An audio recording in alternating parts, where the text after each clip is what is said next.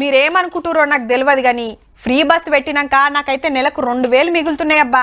నెల అయిందంటే పెద్ద కతుండే. బస్ స్టాండ్కి పోయి పైకం కట్టి బస్ పాస్ రెన్యువల్ చేసుకునేది.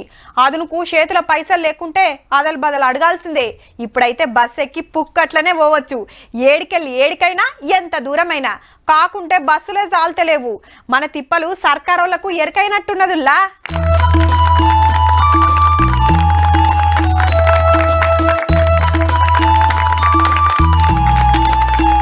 రైట్, ఆర్టీసీలో ఇంకో 100 కొత్త బస్సులు వచ్చినాయి.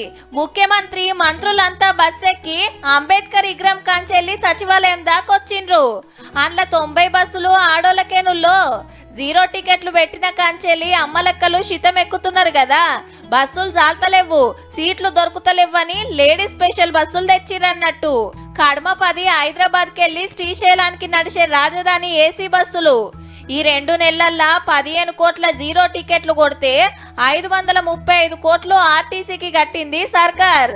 0 టికెట్లకు సంబంధించినటువంటి టికెట్ల రేటుని రాష్ట్ర ప్రభుత్వం లెక్కగట్టి ప్రతి పైసాతో సహా ఆర్టీసీకి మేము చెల్లిస్తా ఉన్నాం. అప్పట్లో ఆర్టీసీ సమ్మెను పట్టించుకోలే.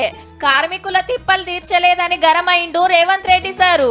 పెండింగ్ బిల్లులు పిఆర్సీల కోసం 280 కోట్లు ఇస్తుర్రట. మీకోసం భట్టి విక్రమార్క గారు విడుదల చేస్తున్నారు. పెద్ద ఎత్తున వారిని చప్పట్లతోని గౌరవించండి. ఎందుకంటే మళ్ళీ ఏమన్నా మనసు మార్చుకున్నాడు అంటే లేనిపోని పని అవుతుంది. పెత్తనం నా దగ్గర ఉన్న తాళం చేయి బట్టాన దగ్గర ఉంది నగదుకు. మేడారం జాతరకు 6000 బస్సులు నడిపిస్తున్నాం. ఆడోళ్ళంతా ఫ్రీగా పోవచ్చని మళ్ళా సాటింపేసిండ్రు. మొన్న 80 కొత్త బస్సులను రోడ్డెక్కిచ్చిండ్రు. ఇవాళ ఇవి రేపు ఇంకిన్ని తెస్తారట. సీఎం అయిన కాంచెల్లి ఎంత కష్టపడుతుంది గిట్ల చెప్పిండు సారు. నేను కూడా 24 గంటల్లో 18 గంటలు ప్రతిరోజు పని చేస్తూనే ఉన్నా. వయసు ఉంది, ఓపిక ఉంది, మీ సమస్యల్ని పరిష్కరించే శక్తి ఉంది, చిత్తశుద్ధి ఉంది.